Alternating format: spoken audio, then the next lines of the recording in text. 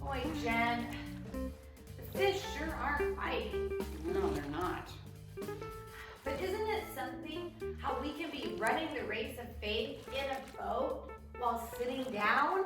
Yeah, but remember, running the race of faith isn't actually talking about physical running. It's talking about living the Christian life on God's path. And sometimes that involves sitting and waiting patiently on God.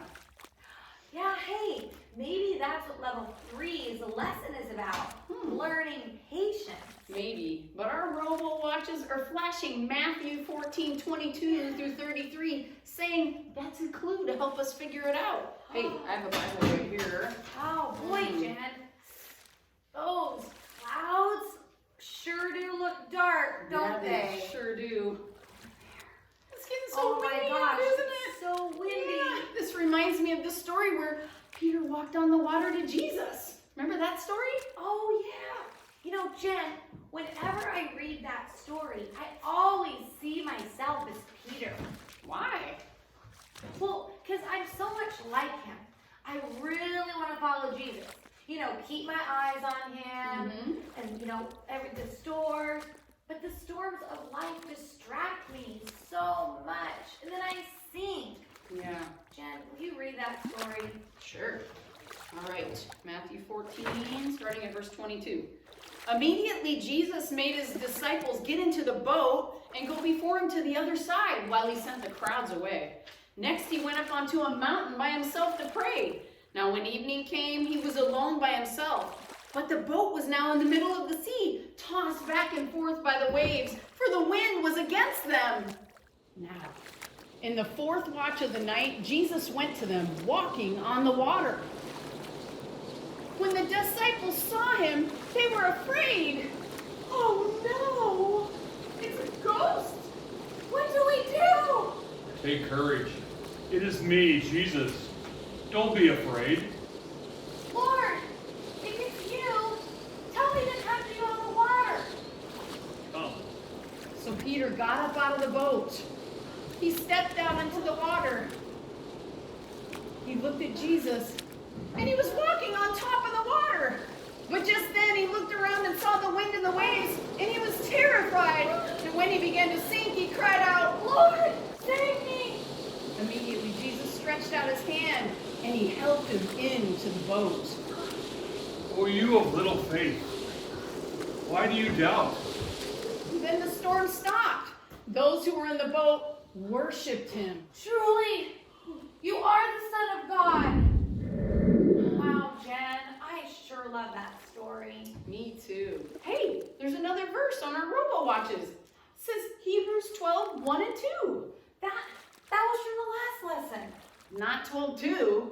Well, what does 12:2 say? Well, remember verse 1 tells us to lay aside the sin which so easily clings to us and let us run with endurance the race that is set before us.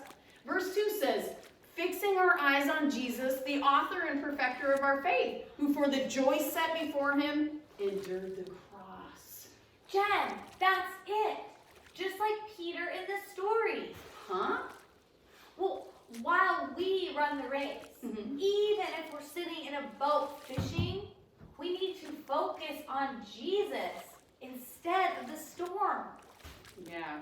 You know, Rev, I think you could be right. In life, when the storms come, or should I say when hard times come? You mean like COVID-19? Yes, like COVID-19. Well, it's important that we keep our eyes on Jesus and follow him. Jesus sure kept his focus, Rev. When he went before us and he ran the race perfectly for us, he did something extremely difficult, greater than any storm we will ever face. He died for the sins of all mankind on that wooden cross so that we could win the race if we trust in him with our very lives. Wow, Jen, I sure don't know how he was able to keep his focus on doing God the Father's will when he had such a hard thing to do. Yeah, let me read Hebrews 2. It's on our robo watch. Okay, fixing our eyes on Jesus, the author and perfecter of our faith, who for the joy set before him endured the cross, despised the shame, and sat down at the right hand of the throne of God. Who for the joy set before him endured the cross. Jen,